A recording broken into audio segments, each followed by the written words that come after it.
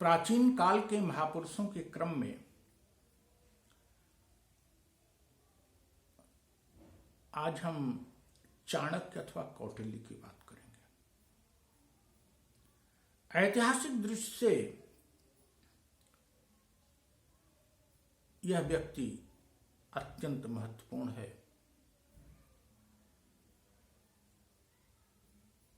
जिन्हें जो ब्राह्मण धर्मावलंबी थे, उच्च कोटि के विद्वान और आचार्य थे, और उनकी ख्याति एक राष्ट्र निर्माता के रूप में, एक विचारक के रूप में, एक कूटनीतिज्ञ के रूप में अधिक है।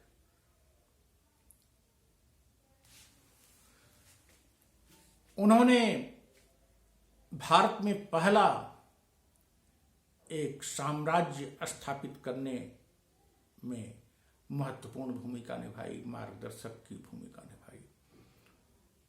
न केवल साम्राज्य की स्थापना कराई, अपितु उस साम्राज्य के लिए संरचनात्मक इंस्टीट्यूशनल फ्रेमवर्क दिया, जो आगे चलकर अन्य भारतीय राजाओं के लिए, अन्य भारतीय राज्यों के लिए आधार बना।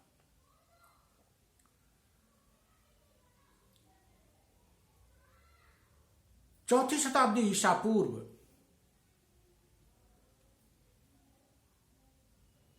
उनके मार्गदर्शन में चंद्रगुप्त मौर्य ने मगध को जीत लिया और मगध को विस्तारित करके वर्तमान पाकिस्तान और अफगानिस्तान के कुछ क्षेत्रों को समेटता हुआ सुदूर दक्षिण के कुछ भागों को छोड़कर और उत्तर पूर्व के कुछ भागों को छोड़कर समस्त भारत को एकीकृत किया।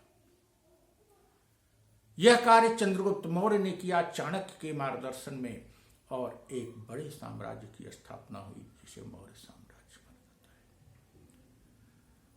मौर्य साम्राज्य की प्रशासनिक व्यवस्था उच्च स्तरीय थी।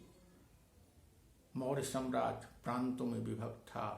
मौर्य साम्राज्य में अनेक पदाधिकारी थे। मौर्य साम्राज्य में कल्याणकारी राज्य की भावना भी कुछ सीमा तक थी। एक उच्च राजतंत्री आदर्श था। एक शक्तिशाली मोनार्च की कल्पना थी, तो मोनार्च पर धर्म का अंकुश भी था और कल्याण करना उसका लक्ष्य भी था। चाणक्य को एक और रूप में जाना जाता है, अर्थशास्त्र के रचयिता। अर्थशास्त्र राजनीति शास्त्र की पुस्तक है। माना जाता है कि चाणक्य ने लिखा। यह पुस्तक अप्राप्य थी। अभी एक शताब्दी पूर्व इसको खोज निकाला गया। यद्यपि कुछ विद्वान इस बात पर संदेह व्यक्त करते हैं कि यह उसी चाणक्य द्वारा लिखी गई पुस्तक है अथवा किसी अन्य चाणक्य की, अथवा चाणक्य द्वारा लिखी गई पुस्तक को आगे चलकर परिमार्जित तो नहीं किया गया। लेकिन जो भी हो, इसमें संदेह इसलिए होता है कि इसमें उस राज्य के संस्थापक चंद्रगुप्त मौर्य का नाम नहीं दिखाई पड़ता, जबकि चाणक्य चंद्रगुप्त मौर्य और उसके पुत्र बिंदुसार का भी प्रधानमंत्री था, पुरोहित था। लेकिन जो प्रशासनिक व्यवस्था दिखाई पड़ती है उससे कुछ अन्य ग्रंथों से मेल भी खाता है। चाणक्य की इस पुस्तक में सप्तांग का सिद्धांत है, राज्य के 7 अंग। साम्राज्य का विभाजन कई स्तरों पर है, कई इकाइयों में, प्रांतों में, प्रांत मंडल में, मान मंडल विषय आज के जिलों के रूप में, फिर द्रोणमुख, स्थानिक, ग्राम, ये सब कई इकाइयां हैं और हर इकाई में पदाधिकारियों की नियुक्ति है। इसके अतिरिक्त मंत्रिपरिषद की कल्पना है और अध्यक्षों की कल्पना है, विभागों के अध्यक्षों की कल्पना है। कल्पना ही नहीं है, ऐसा प्रतीत होता है कि चंद्रगुप्त मौर्य के लिए जो उसने बनाया था चाणक्य ने प्रशासनिक संरचना, उसमें इनमें से अधिकांश बातें थी। चाणक्य के अतिरिक्त जो व्यक्ति हैं, अब राजतंत्र के रूप में तो हम मान सकते हैं कि हर्यक वंश से एक राजनीतिक क्रोनोलॉजी हमारे पास उपलब्ध है। बिंबिसार जिसने कि मगध का विस्तार किया, उसका पुत्र अजातशत्रु जो भी योग्य था, फिर उदयन अजातशत्रु के साथ बुद्धिस्ट होने और बौद्ध धर्म की पहली सभा करने का श्रेय जाता है।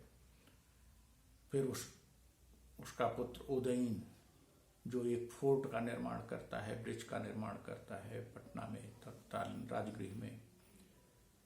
इसके बाद